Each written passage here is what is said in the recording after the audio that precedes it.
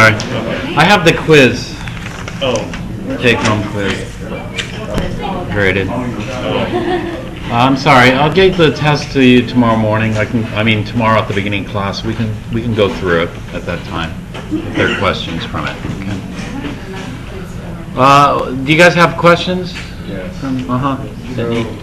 KSP describes the equilibrium between a solid and its unsaturated solution. Is that true or false? False.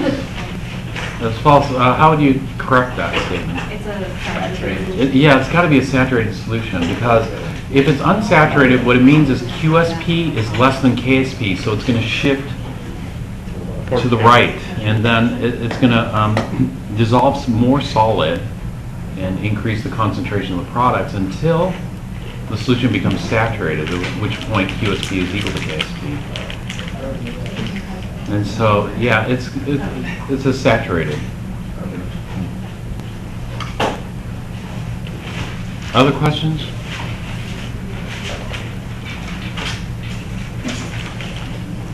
Number 13, the possible species in the saturated solution of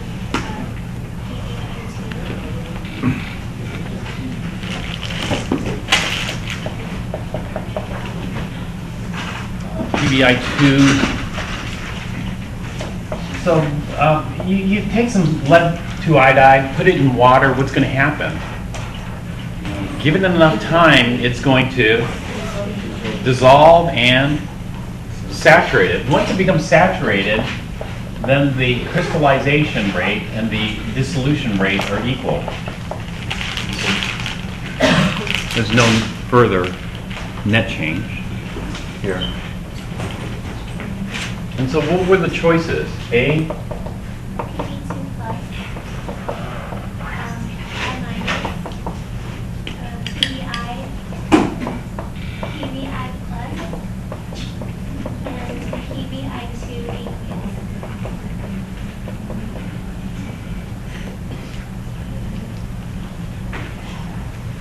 How about A?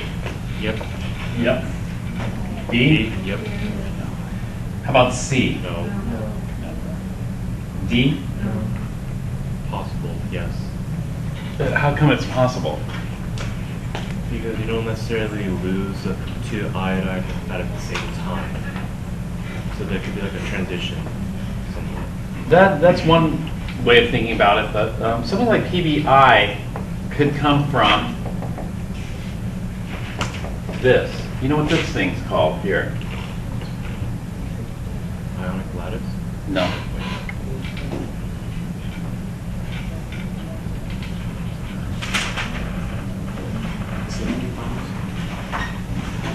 Not really a bond. They're just kind of held together. It's incomplete dissociation, or we have another name. It goes way back to chapter 13. Like 1 page or 2 pages. I wanted you to read in chapter 13. The activity level? Has to do with activity, right? But you would call this specifically, or more specifically, what? Also, I don't know if you covered this in Chem 1A, but why HF is a weak acid, HCl, HBr, HI are strong acids.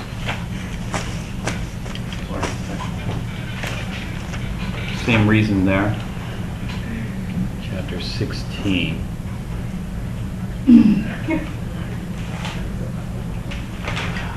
What was activity all about again? Somebody explain to me activity. Interacts with other stuff? Well, I wanted a slightly different definition. Not interacts with other stuff. I want something. It's reactivity. In a way, it's reactivity because this affects its reactivity. What affects its reactivity? Concentration. The definition for activity I wanted was the effective concentration. Now, what's the difference between the effective concentration and the real concentration?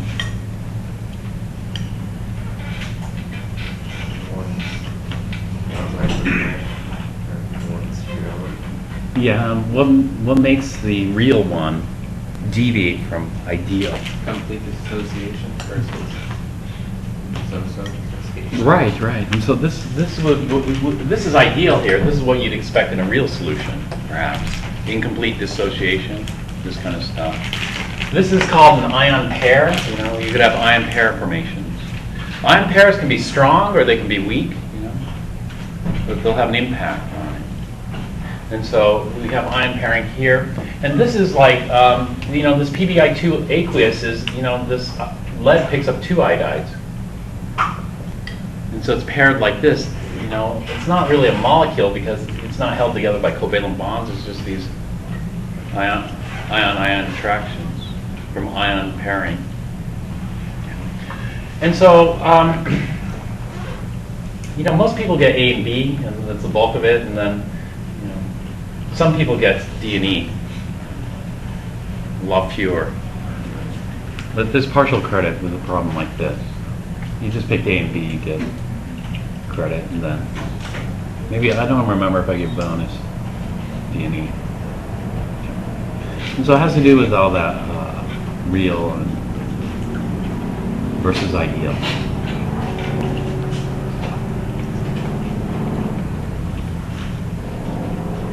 All right, what else?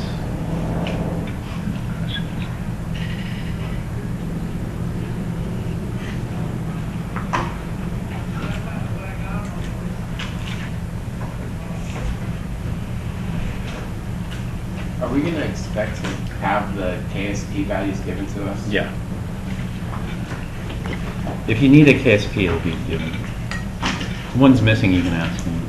Sometimes I'll ask you to derive the KSP, you know, given the solubility. I have a question like that.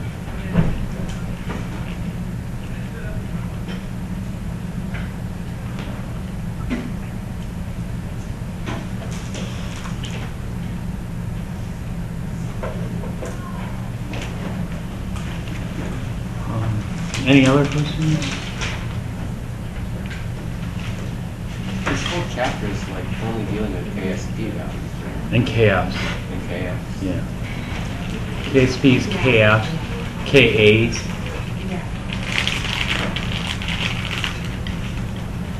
That's pretty much it.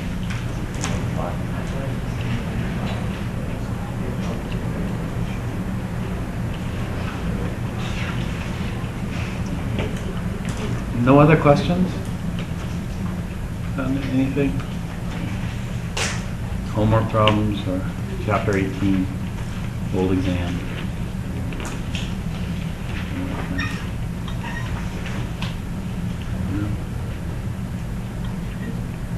No? Okay, if something comes up, let me know. We'll continue with our calculation that we left off with last time.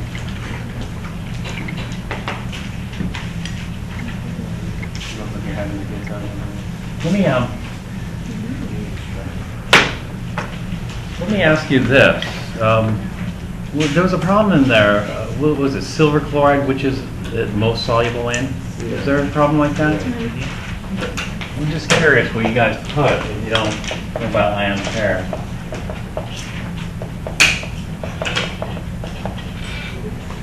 Is silver chloride most soluble in water?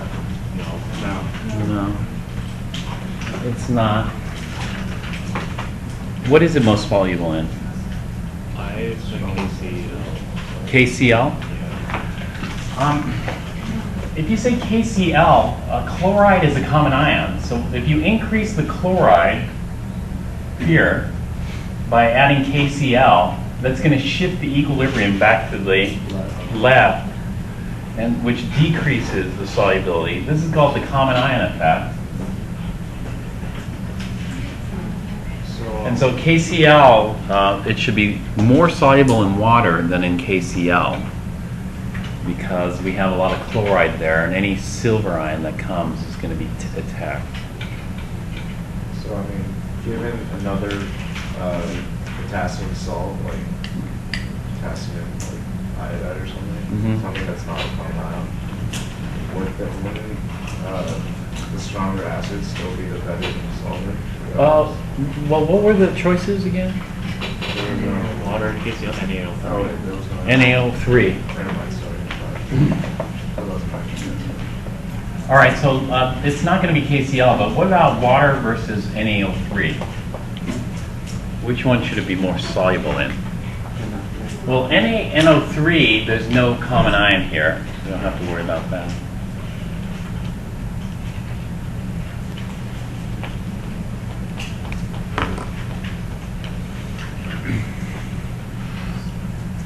So what do you guys pick? I would go for Na3 then. Okay, how come NaNO3? Because when it form a stronger salt, because NaCl is more likely to combine and reproduce. Well, NaCl doesn't really. I mean, it dissociates when you put it back into the solution, but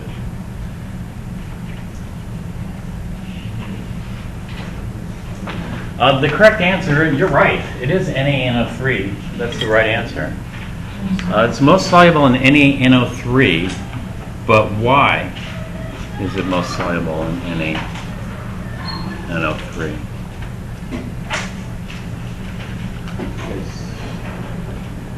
You know, this is something I didn't talk about in class. It was actually discussed in the book, but you know that often happens.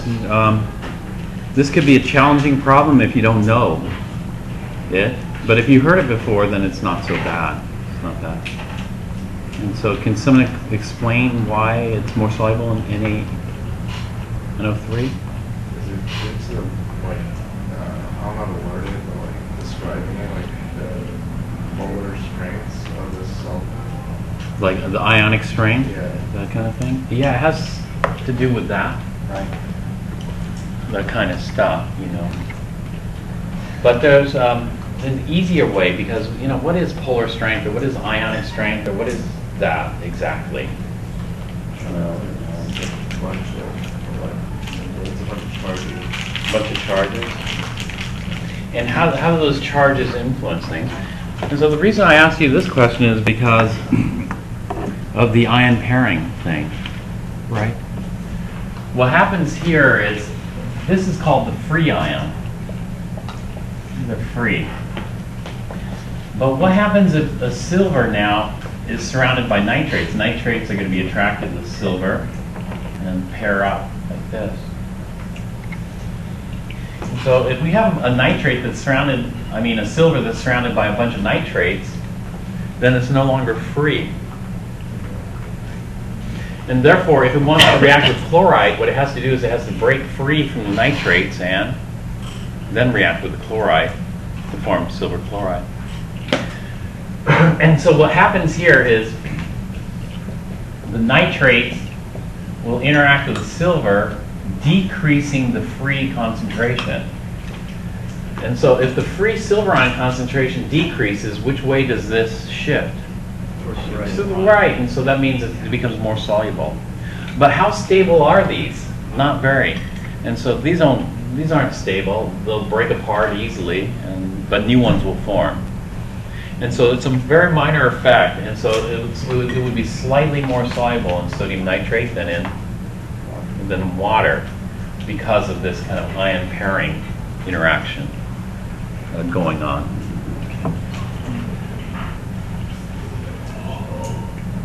If we had something to remove it, like you suggested, if we had sodium iodide or sodium bromide, then yes, it'd become potentially a lot more soluble, because if the bromide, now we have a competition between chloride and bromide. If bromide prefers silver, it would remove the free silver ion concentration here by precipitating out silver bromide, thus dissolving more silver chloride. And so if we had something to attack these specifically, then that would decrease, and we get a Le Chatelier shift. Right. But it depends on, which one is favored, chloride or bromide, or iodide. Which one does it like more? Okay. Don't they look the same too when they precipitate out? Yeah, silver bromide looks off-white, whereas silver chloride's white. Silver bromide can have a yellow color to it. Silver iodide, though, is dramatically. You can tell the difference because it's more dramatically colored. All right. The same thing with chloride. Chloride would be surrounded by sodium ions in this ion pairing interaction, thus making it more soluble. Okay, that's something I didn't talk about in class, but is related to some of the earlier stuff. So.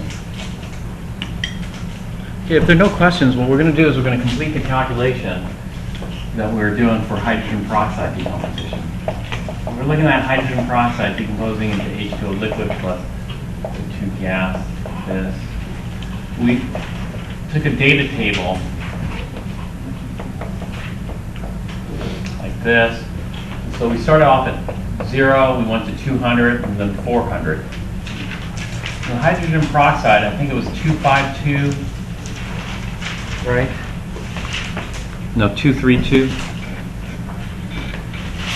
232 to 201 to 172.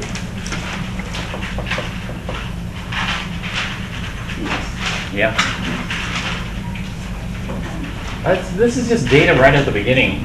Whenever we're looking at the beginning of a plot, sometimes it's hard to tell because right at the beginning, is it so clear? Is it linear or non-linear? Sometimes it's really hard to tell on any little experimental error. This random error can skew things. But if we look further towards the end, then it's easier to tell. I mean, if it's linear, this point should be here. If it's non-linear, it might be way up here. And so, yes, technically 3 points define a curve, but because of experimental error, 3 points right at the beginning aren't as good. In other words, 3 points right at the beginning are going to have more relative error than 3 points spread out. Because if you think about random error, you're just taking a measurement, and let's say there's some error here in the measurement that's given by this kind of variation.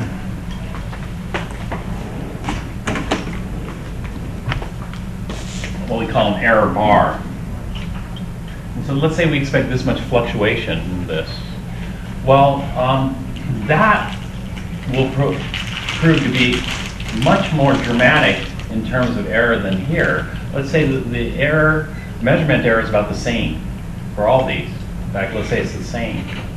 Well, here, that measurement error is clearly outside. We expect a more dramatic difference between these two data points here versus the nonlinear versus linear. Whereas here, if you have the same magnitude of error, it's very difficult to tell. Is it linear or nonlinear? Because you can't really say with confidence one way or the other because it can easily be wrong. And so, even though I'm showing you this method is, what did I call this method? Slope, right? Or K? Did I call it the K? Yeah. K analysis method. It does have some limitations, and one of the limitations is we're only relying on 3 data points. And the 3 data points could have significant error or maybe less significant error, depending on where they're clustered. And so it would be nice to have 3 data points that are spread out, maybe 1 at 200, 1 at 1,000. That would spread things out so that they have more time to diverge. I think it's 2.52. 2.52? Yeah, concentration. I made a mistake here. It's 232 from the book. Sorry. These are the right numbers here. So we looked at calculating the slopes, right? Yes. Yeah. Okay, good. Then what I want to do is this. Rather than calculating the slopes, we're just going to calculate the K. And so let me start this problem over just looking at K. K essentially is the slope, But the way we calculate is different than the way we calculate slope. The way we calculate slope usually is delta y over delta x. K has a different equation, and it's just easier to punch the numbers in the K equation than it is into the delta y delta x. Because if we wanted to compare the slope for the concentration versus time, the ln of concentration versus time, right? and the 1 over A versus time, then we have to calculate these values and then calculate the delta y, delta x, delta y, delta x, etc. But if we just do K analysis, I'm not even going to bother calculating ln, because in our K analysis, if we go zero order, then we rearrange the integrated rate law for K, and that is K is equal to the hydrogen peroxide final minus the hydrogen peroxide initial, which is 0. I mean, hydrogen peroxide at time 0. T final minus T initial. No, I'm sorry. The time interval, and then we'll take the negative. So this would be it. Just rearranging the integrated rate law for this. And so I think we calculated Ka, the slope here, right? Did we do that? What was it? 000? Double zero? 113. You know what? It's wrong because I used 252 rather than 232. Well, let's recalculate this.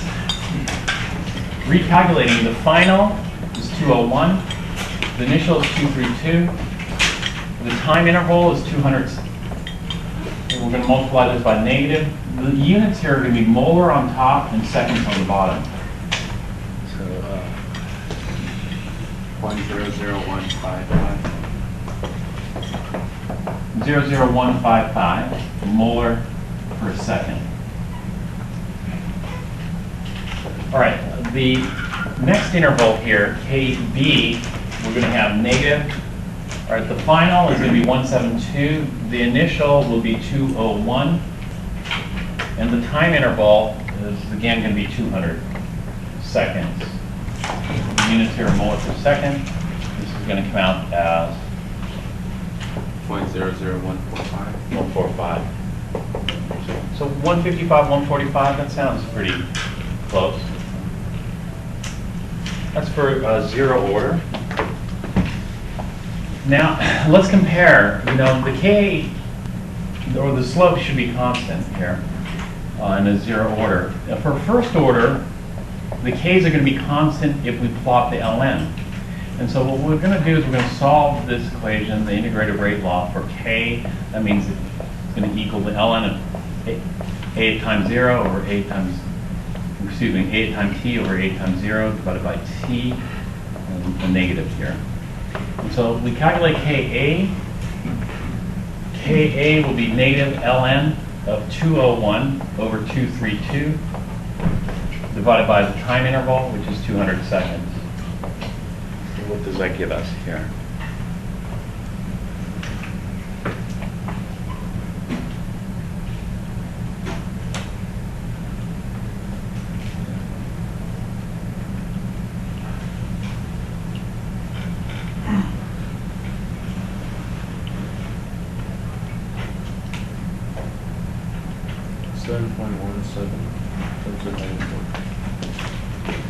.17 times 10 to the negative 4. What are the units here?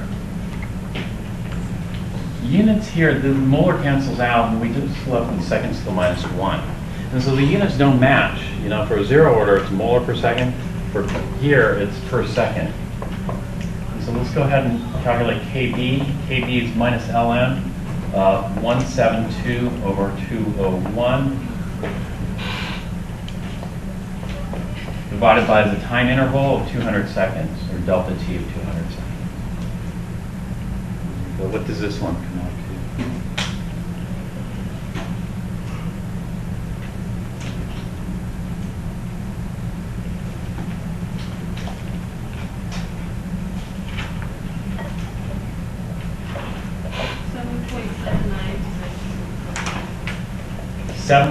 .79 times 10 to the negative 4.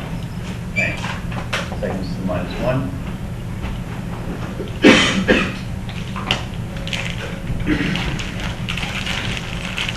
All right, so we got 779 and 717. Pretty good. And then finally, we'll take a look at second order.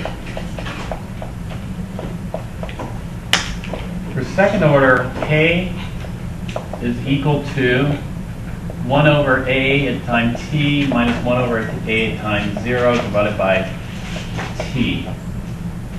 And so Ka is going to be 1 over 201 minus 1 over 232 divided by the time interval of 200 seconds.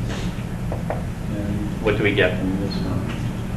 So you plug this into your calculator. 2.01 invert minus 2.32 invert equals divided by 200. $3.32. 3.32 times 10 to the negative 4. And the units here are going to be molar to the minus 1, seconds to the minus 1. And then KB, we'd have 1 over 172 minus 1 over 201. And the time interval here is 200 seconds.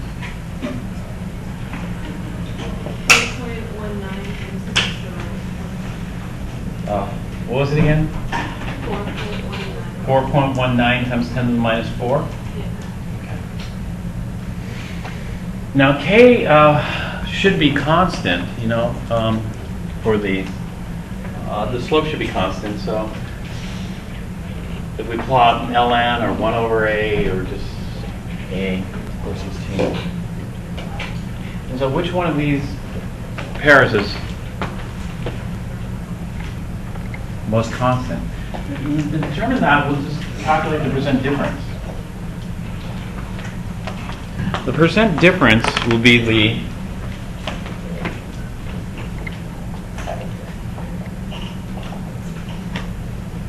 biggest, right? Did I say this already? Yeah. All right, so we're going to have the biggest 155 minus the smallest 145 divided by the smallest 145 and 100. And that gives us the percent difference of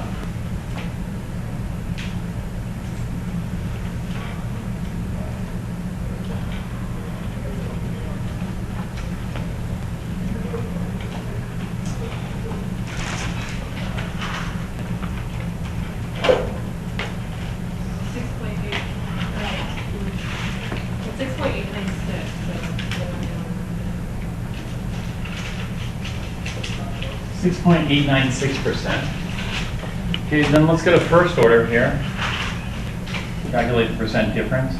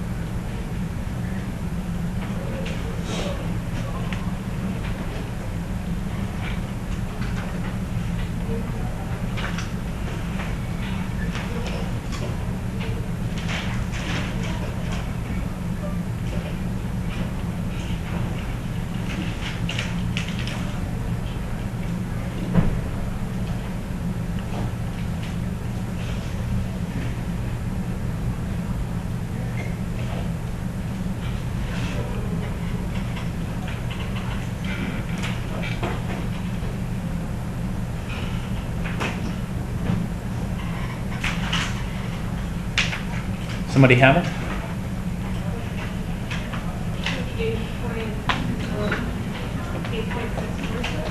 8.647. And how about second order?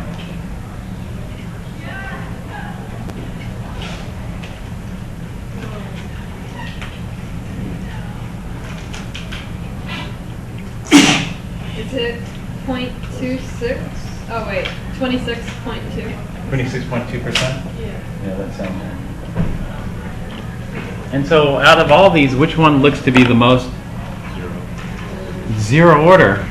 And it looks to be zero order because this is the one with the least difference between the two slopes. But 7% is a lot, isn't it? 7% versus,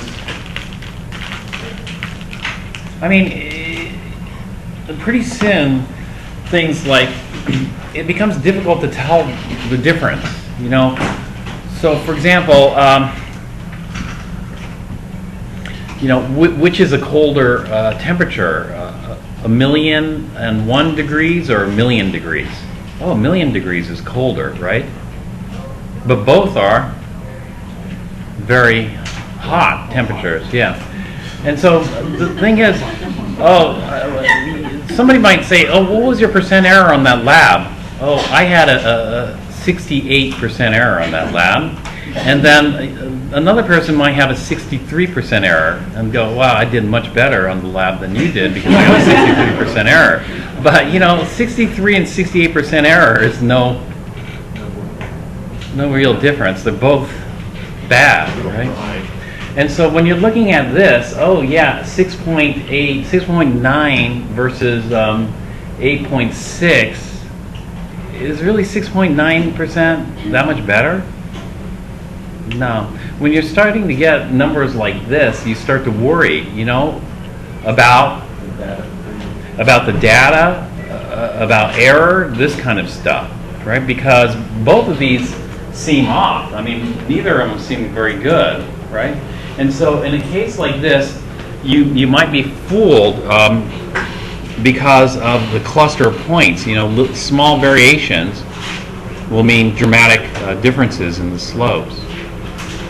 And so, this is best, but you have a high confidence in it.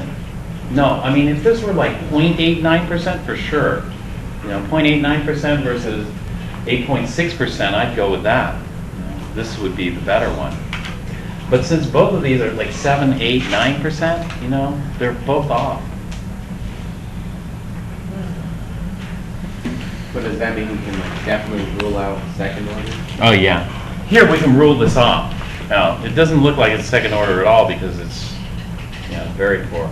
But between 0 and first, it's hard. It's less comfortable assigning this. Would you agree? It's less comfortable.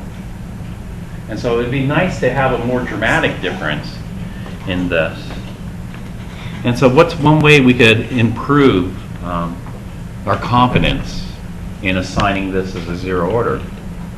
Get better data? Yeah, in other words, collect more data or collect the same number of data points but spread it out. And so if we get more data, then we can collect more slopes or Ks, Ka, Kb, Kc, and then variations of those. Or if we have the same number of data points, 3, 3 is the minimum, so we should be able to figure it out. Then maybe what we need to do is spread it out further so that there's a more clear differentiation in it. And so let's say I collected 3 data points here. And so we'll redo this.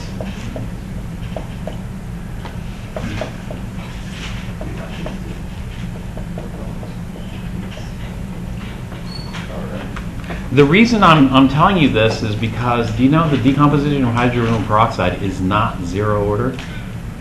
It's not. The decomposition of hydrogen peroxide, let's see what it is. And so we're going to use the first 2 data points. 0, this is 232. At 200, it went down to 201. But let's extend the next data point out further and see. And so the next data point we'll take is, say, at 1200 seconds. Wait 1200 seconds, it drops to 1.49. And so here it should be clearer, as far as the divergence from linear behavior. And then we'll just redo the calculations here. could be KA, this would be KB, or, you know, we take a fourth data point. You know, it's not that we have to throw this away. Let's say we never collected it. We just have 3 data points because we know 3 data points defines a curve. And we should be able to figure out what kind of curve it is based on all this. And so going back, we'll do the 0. If it's 0 order, then K should be a constant. We'll calculate KA, which is 201 minus 232. Actually, we did this already. So all the Ks are going to be the same. What's KA for 0 order again? 155. Now the KB is going to be different because the data point's different. So this is going to be 149 minus a 201 divided by a time interval of 1,000 seconds. So waiting a good 1,000 seconds to collect the next data point.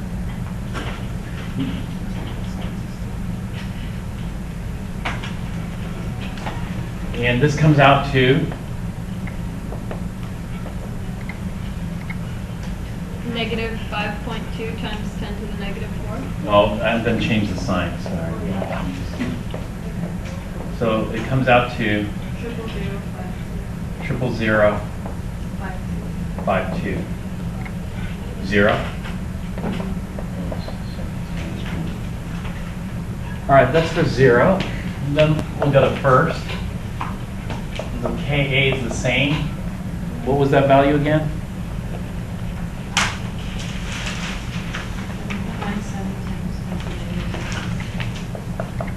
4.17 times 10 to the negative 4 seconds to the minus 1.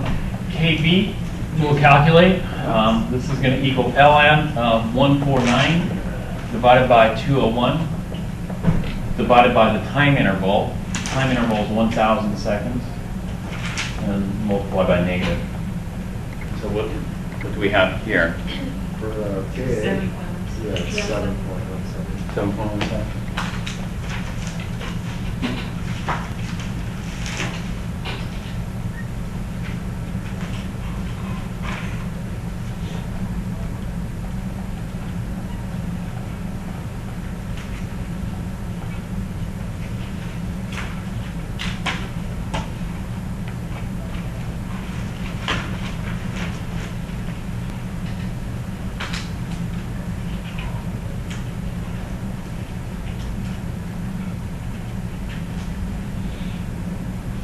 .000299. 299. Yeah. Okay. That's the last one. I don't know why I got this, man. Yeah, I got 3.265 times 10 to the negative. I know. Wait, is it 1.45 or? No, that's what it's triple. Oh, wait, it's not 1.45. It's 1.49. 149. Yeah. Is Is that an RA or a KA? This one? K. This is a KA, this is supposed to be KB. Oh, yep, now it's the 2.993 times 10 to the negative 4. It's 0000299. Yeah.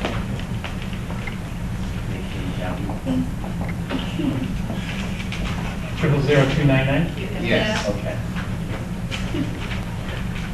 First, then we'll go to second.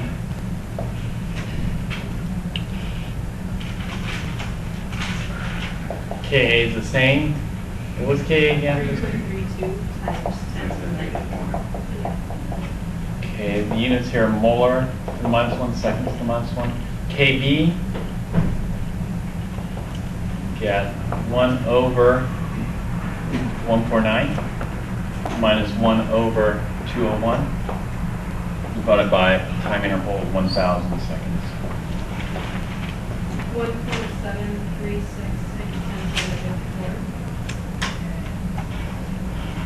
1.36 times 10 to the negative 4. 1.7.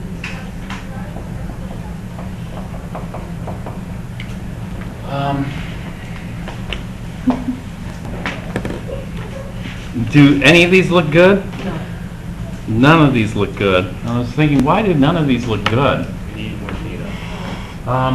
And I figured out why none of these look good. What? Because I used the wrong number. I used the, at 1200, I was supposed to use 0.98, but I used 1.49, which was the value at 600. Sorry about that.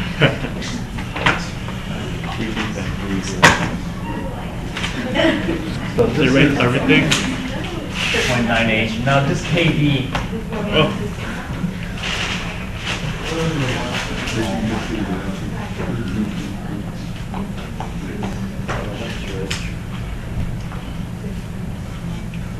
All right, so redoing this would be 0.98. This is going to be 0.98. 0.98. None of those were looking very similar.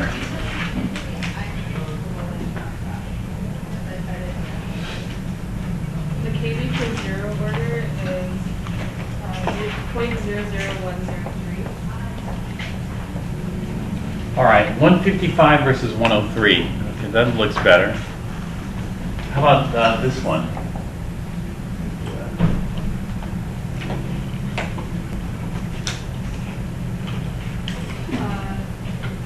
Point 0000718. 718. So 717 versus 3 zeros. 0, 0.000. 718 then.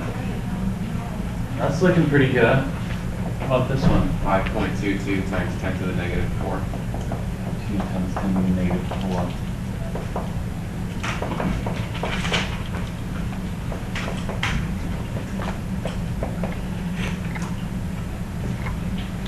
I think you might be just able to eyeball this one and see. What do you think? It's going to be first order. Just to verify, let's go ahead and do the percent difference. What's the percent difference for 0?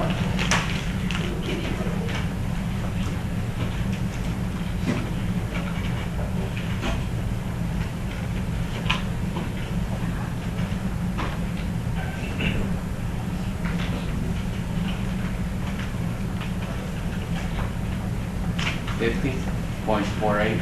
That's not good. 50.48, huge percent difference. 51% difference. That's good though. 50% difference. How about this one? 0.139. 0.139. And then this one?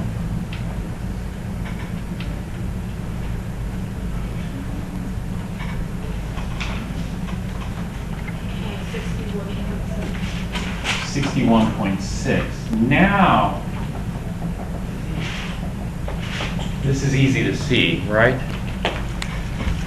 If I have a percent difference like 0.139, that's clear, you know, and whereas these others are way out there. And that's what you want. And all this data came from table 14.1, which is just the data for hydrogen peroxide. Just to show you, yes, 3 points do define a line, but you know, it also depends on where you get those 3 points, the curve. All right, let me take a quick note. If it were zero order, the rate law would look like this. Rate is equal to K hydrogen peroxide to the 0. Well, hydrogen peroxide to the 0th is just 1, so this is just equal to K. Now, the units of K are molar per second, and so the units of the rate will be molar per second. That's the rate. Over here, if it's first order, then the rate law looks like this. The rate is going to equal K times the hydrogen peroxide to the first power. And so hydrogen peroxide is in molar, K is in second, so this will be molar per second for the unit. And then if it were second order, then we know that the rate is equal to K times the hydrogen peroxide squared. And so if we have hydrogen peroxide squared, that gives us molar squared, and then K is molar to the -1, seconds to the -1, so one of the molar will cancel out and give us a rate that is going to be in molar per second. And so all the rates are the same, molar per second, but the Ks are going to have different values because of the concentration dependence. But this is looking pretty much like a first order. And so here, waiting that additional time helped improve it dramatically as far as the error goes. Right now, this is not, we're not done yet because, yes, we want to know what the order is, but we can also get K. And so let's go ahead and do that now.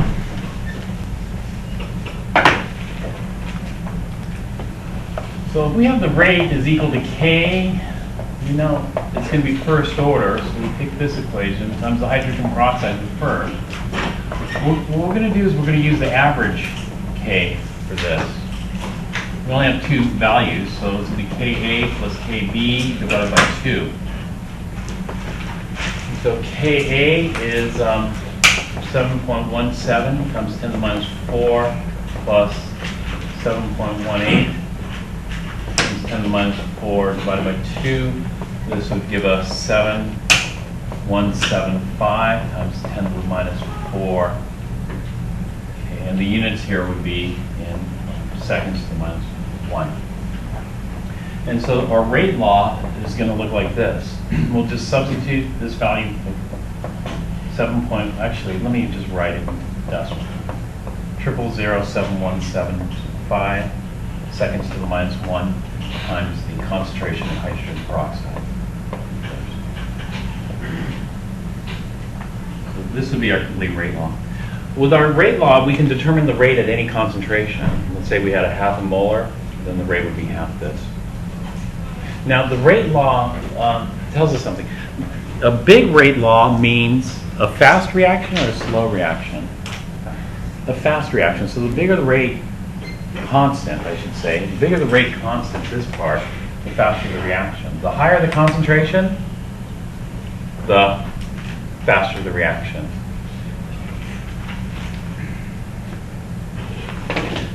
So this rate law allows us to calculate the actual rate for a given concentration, but it also allows us to do things like, for example, if we double the hydrogen peroxide, what should happen to the rate? It should double. If we triple the hydrogen peroxide, the rate should triple. And so it's just directly proportional here. Now, we also want the rate law, actually the integrated rate law. And so what is the integrated rate law for this rate law?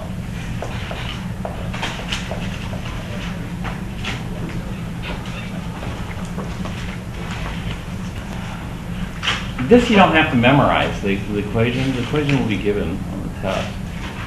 But you should know which one to use. So I'm not going to tell you what the equation is for.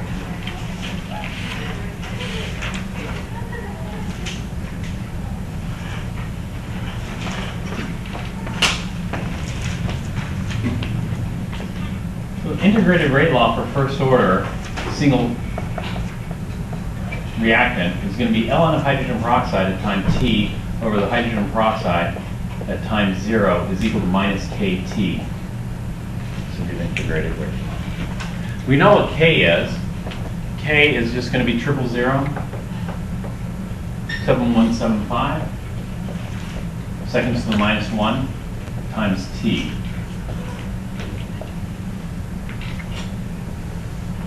And so with these two equations, I can pretty much figure out anything I need to for the kinetics of the decomposition. So let's do an example calculation here. An example would be how long would it take to react 99.9% of the hydrogen peroxide?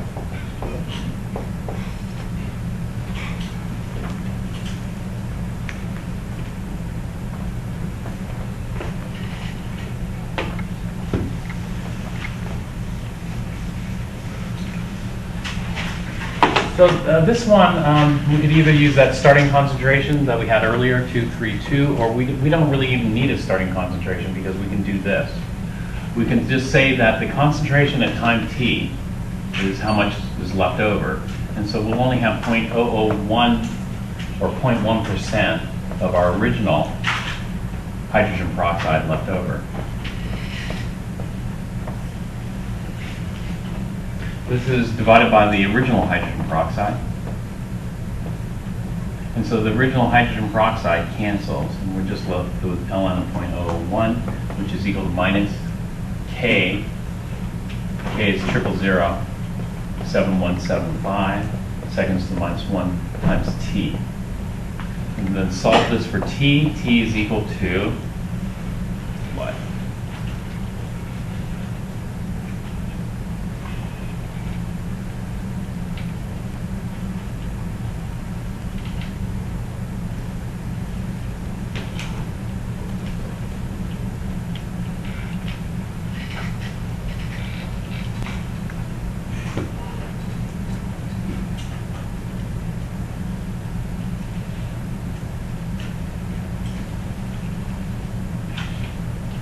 $9,627. 9,627 seconds. Okay. All right, so that's how long it would take 99.9% to decompose.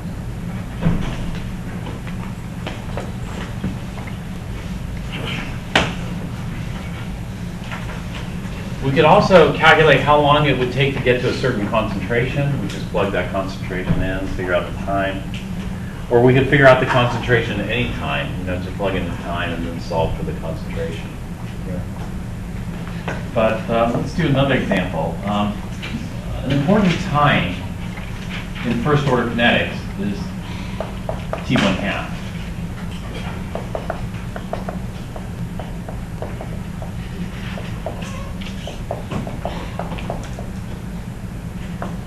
Do you know why T1 half is important for first order reactions?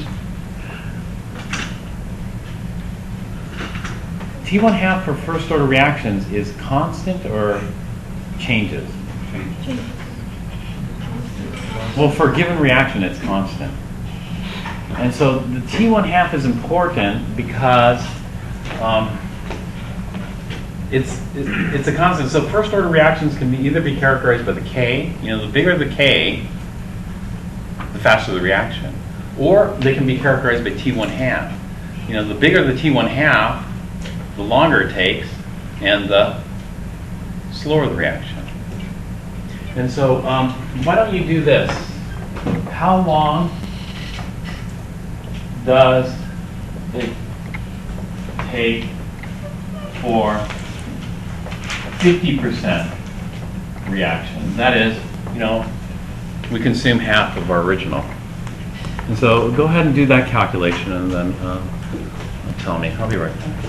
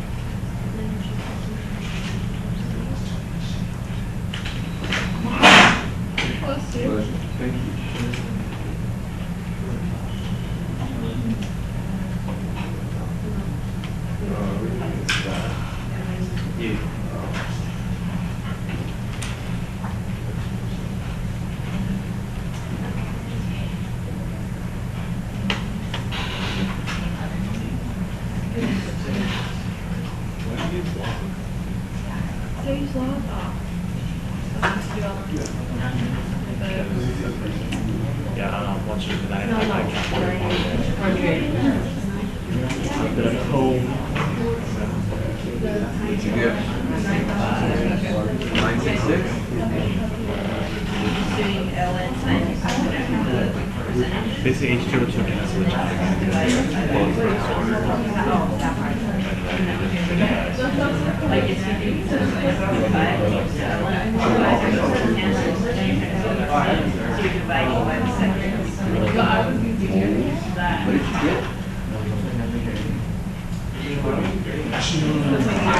What you did? that's the last one because it's I did 1%. and then like whatever is less. I don't know, because he goes 0.001. Yeah, like divided by. No, that's not 1%, because it's 99.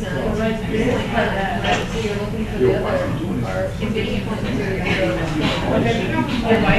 Oh, wait, yeah. There's like that. Oh, yeah.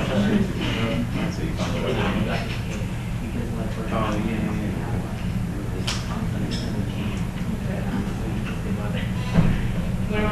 Okay. Way more lively than it was yesterday. I think it's just a little hyper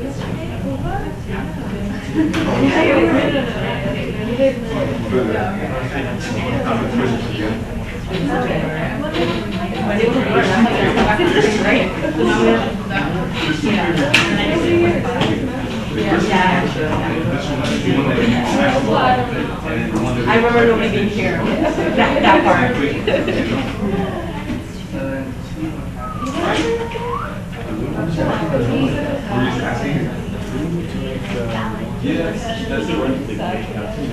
Why? Because you're all like your own live. You're right in there. I can sense it. Why are you going to more school? Oh, okay.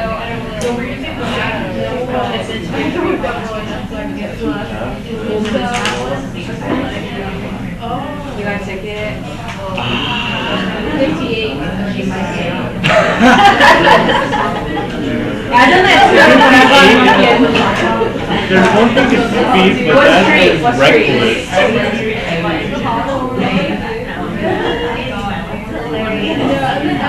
Behind you, except when I came to talk, he was like, That's what I was thinking. The next time I just have to look for another person that has zero stuff. Is it your first? Oh. Did you freak out? No, I didn't know what to do, and I was off sick because I was like, I'm supposed to go to the right, and so I was just like pointing with my finger, and I had no point, right? So like, I don't know, like maybe you should Just continue to follow you. I was thinking, well, you know, they're watching a speed chase. Maybe what are you taking it? And they were talking about how very it would be if you had looked at like a speed chase, right? Because although you can't go that fast, the other cop is gonna have to get gas before you do, right? So I was like thinking about because I'm in the chase, right? So this man, like went off, I might be able to like out. All right, did you guys get it? Yes. What did you get? All right, so when you solve this, it comes out T1 half comes out to 0.693 over K. Whoa. And so the relationship between T1 half and K is given by this, right? Is that what you guys got? What? And then you plug in the K value that we had earlier, 0.693. This is ln of 2, Wait, why would you or ln of 1/2. ln of 1/2. Divided by K, the K value that we had earlier is 0.0007175. Seconds to the minus 1. That gives us a T1 half for this previous reaction of 966.05. 966 or I'm sorry, how did I get the 0.001? I'll talk about that in just a second. I'm sorry, what was the number here? 966 seconds. And so what that means is that every 966 seconds we consume half of whatever we're starting with. And so this is just a generic equation here. This is a relationship between K and T1/2 for any reaction. Comparing the two, like when you look at K versus T1/2, this is why first order reactions, people prefer to express, rather than K, they prefer to express T1/2. And then you can take T1/2 and convert it into K if you want. But when we look at data for first order reactions, usually we'll see the half-life rather than the K value. But that's not the case for zero and second order reactions. The zero and second order reactions, something happens with the half-life there. And that is, it's no longer constant. And so let me just answer this and then we'll look at zero and second order briefly. This one here, where did I get this? From the 99%. That's just the 0.1%. Yeah. And so if I have 99.9% reaction, then how much remains? I have 0.1% remains. And so 0.1% is the same thing as 0.001 times the whatever initial amount I had. And so that's where I got this. This is the 1% that's 0.1% that's remaining. Actual zero. The next one.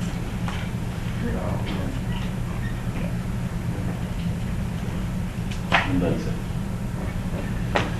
All right, if I did the T1/2 for, let's do it for first order. Or actually we did it, let's do it for zero order. If I do T1/2 for zero order, then T1/2 is the concentration, I'll write this out completely. Concentration at time t times concentration at time 0 divided by the time interval. And there should be a negative here. Well, it turns out the concentration at time t is going to be 1/2 the original concentration, right? Because we've consumed half of it. And so we'll just substitute that into this original equation, which is T1/2 is going to equal 1/2 the original minus the original divided by the time interval here. We'll just take divided by K, sorry. Not the time interval, divided by K. And so doing the subtraction, we end up with 1/2 the original divided by K. And so what happens with this zero order, it depends on what your starting concentration is. And so, in other words, if we start at each successive half-life, in this case, that is, we cut the concentration in half each time, what that's going to do is it's going to decrease the half-life by a factor of 1/2. And so the curve is going to look like this, where the first half-life takes this long, the second half-life is going to take half as long. The third half-life is going to take half as long as the previous. We get a very similar equation for second order. For second order, rather than having 1/2, it's double. And so for second order, each successive half-life doubles. And we can see that mathematically using these ones here.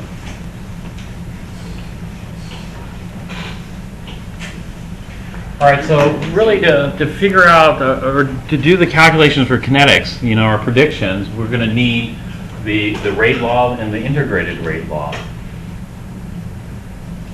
But that becomes troublesome when we have multiple reactants like this. AA plus BB plus CC, etc. goes to product.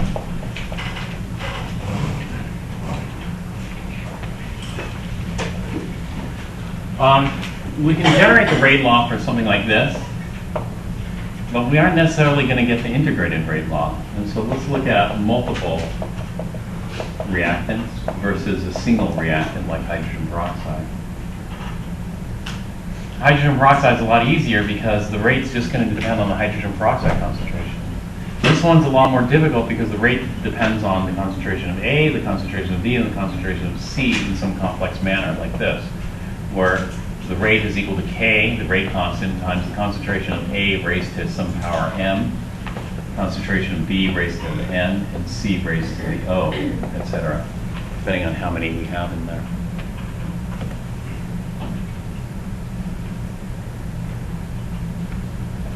And so how can we figure out what the order is with respect to these? Well, yesterday we did in the lab, and how did we do it in the lab?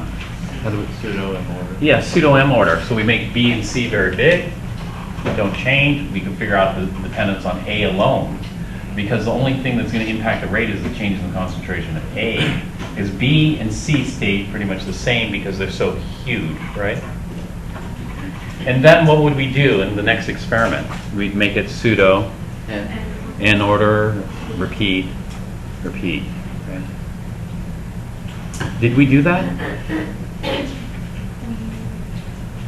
Yesterday, did we do that? No, we didn't. We didn't do it because there's another way to figure out what the dependence on M, N, and O are. And the other way to figure out what the dependence is called the method of initial rates. What do you do in the method of initial rates?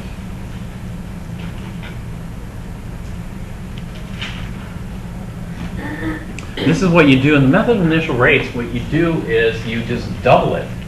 You know, you take one concentration and you double it, and then see, by doubling it, did the rate stay the same?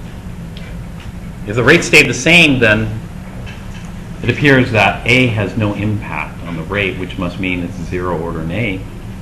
Or if you double A and the rate doubles, right, then it must be first order.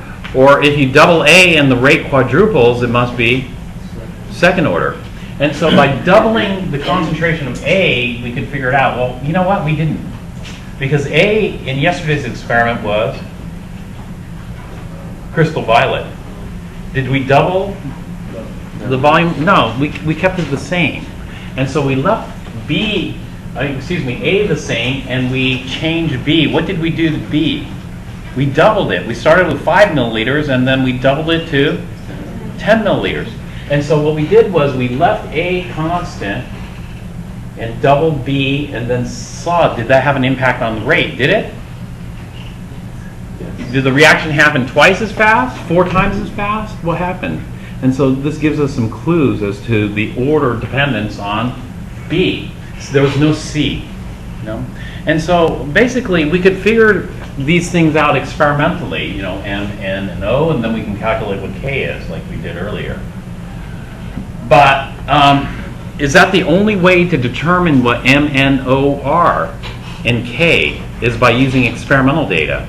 And then we have to worry, you know, are we getting good data? You know, we had a pretty high sampling frequency. We collected, what, 5 data points per minute? Yeah. You know, we could have done more, but you didn't want to write down too much data. Probably 5 is plenty for that. And so we got a lot of good data, I think, and so we don't have to worry too much about these errors necessarily. We'll talk more about this lab tomorrow. But what if I didn't want to do an experiment? You know? Is there a way that I could just calculate what M, N, and O, and K are? Yeah, in order to figure it out, we need to understand the theory more, you know, kinetic theory. And that's what the second half of the book deals with. The first half is just this experimental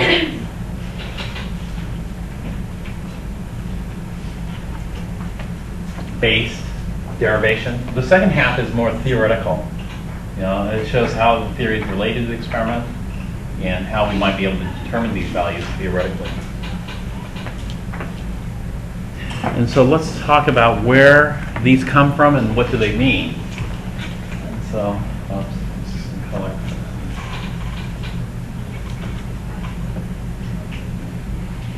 What do these mean? And where do they come from? When I say where do they come from, I'm talking about where do they come from theoretically, because theoretically is a, you know, fundamental picture of what's happening here. And so what is happening with those values.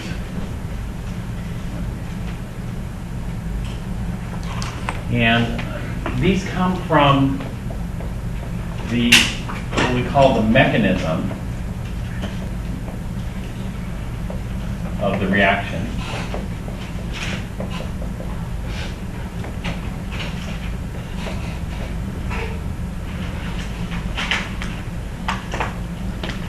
So,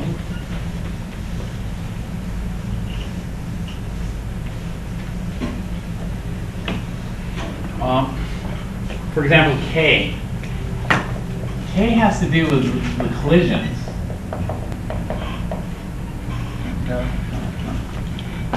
When you have a reaction, there has to be a collision between the reactants. You know, bonds are broken, new bonds are formed. And so with a big K, that must mean we have a lot of collisions. With a small k, we must have fewer collisions. And so K is definitely going to depend on temperature. You know, the higher the temperature, you'd expect the bigger the K, yeah. More reactions, more collisions. That kind of stuff. So K comes from the collisions.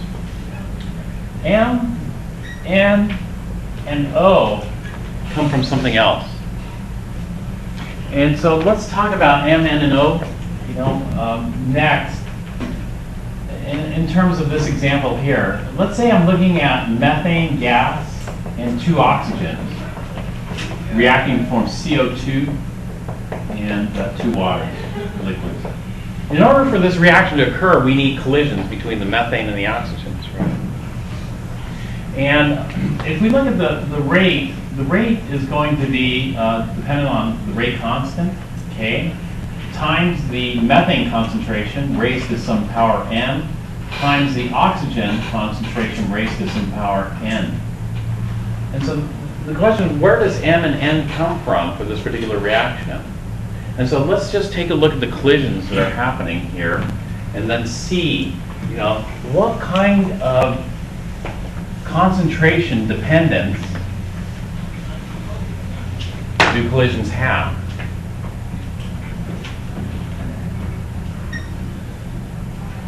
And so, let's say I have a methane, there, a bunch of methane gas molecules, and I'm going to collide it with a wall.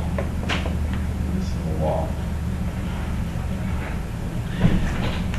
Now, if I double the concentration of methane, twice as much methane here, what's going to happen to the number of collisions? Yeah, will it double? You'd expect it to. Would you expect it to quadruple? If I double the amount of methane here, would the number of collisions quadruple?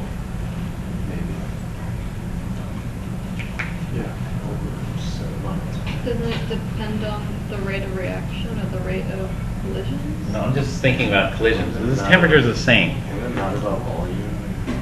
Volume's fixed.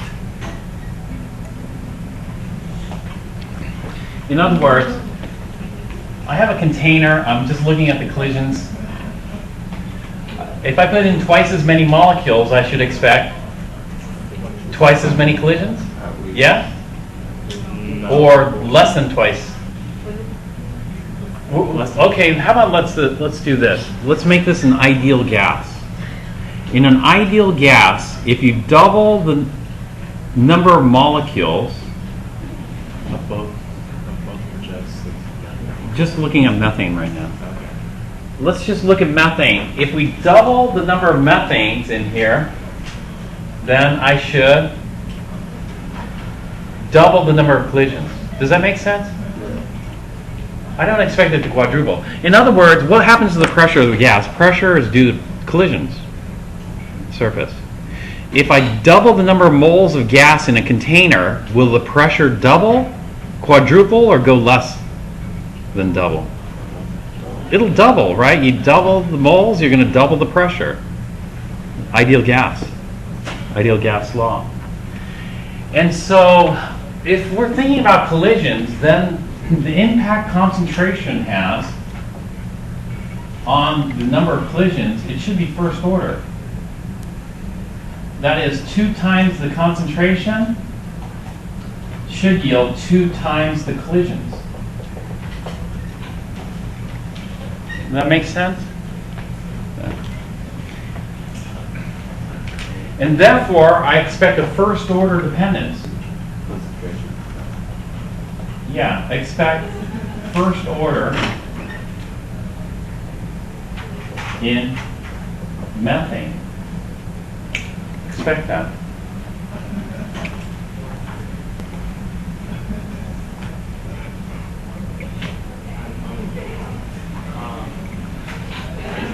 The same thing happens with O2. If I double the amount of O2, I should expect double the amount of collisions. Except this is a special collision here. Because when we're looking at this reaction, this is what we have to have. We don't have just one O2 colliding with the methane. We need how many O2s colliding with the methane? 2. And so let's have one here. We'll call it the left O2.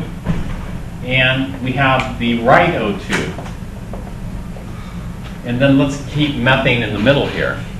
And so for this reaction to proceed, we need 2 oxygens colliding with the methane. Otherwise, we aren't going to form our CO2 and water. And so if I double the O2 in this reaction mixture, I would be doubling the amount of left O2.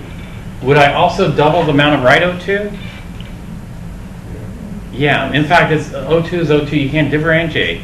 And so when I double the O2 in the mixture, I'm doubling all the oxygen. If I double all the oxygen, let's just look for the left oxygen. If I have twice as many left oxygens, then I'll expect how many? Twice as many collisions, right? And so by doubling the left oxygen, we're doubling the collisions of the left oxygen with methane. And then if I do the same with the right O2, I'm going to double that. I'm going to double the number of collisions. And so with O2, we expect to see a quadrupling of collisions. And so it should be second order in O2. And so what we expect is first order in methane, but second order in O2.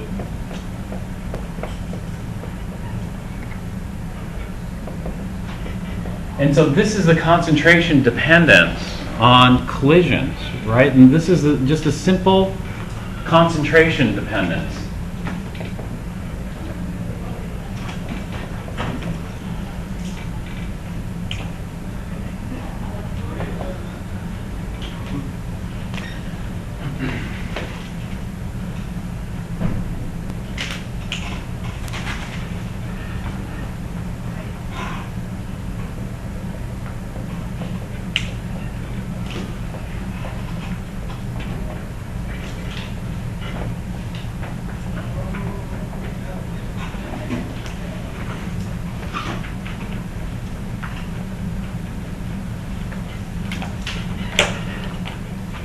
So the rate law should be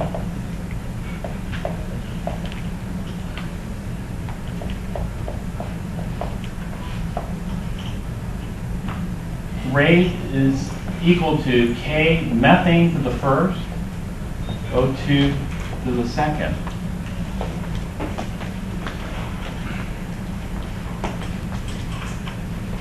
But it isn't. I mean, you know, that just makes sense from like a physics point of view, right? So this doubling. And the question is why?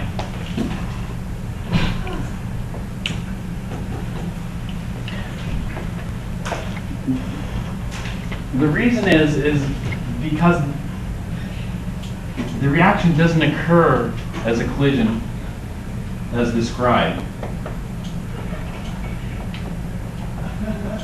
The reaction is more complicated.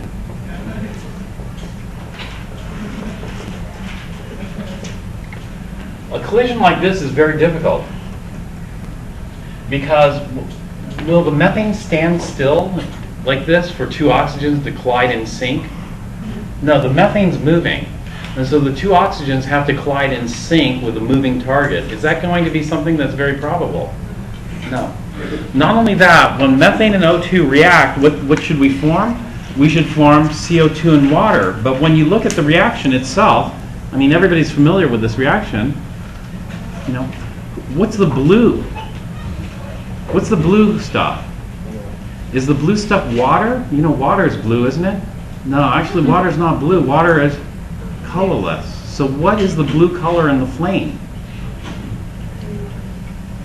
That means there's something going on there that we don't know. What's going on in the flame that we don't know? Because this is such a simple reaction. This simple reaction should be producing CO2 and water. But there's stuff hidden in this reaction. And what's hidden in the reaction is what makes it more complicated, and what's hidden in the reaction is what we call mechanism. And so the reaction just doesn't occur as a three-way collision between one methane and two oxygens. In fact, there's a whole bunch of little collisions in here, these simple collisions. In fact, there are lots of these.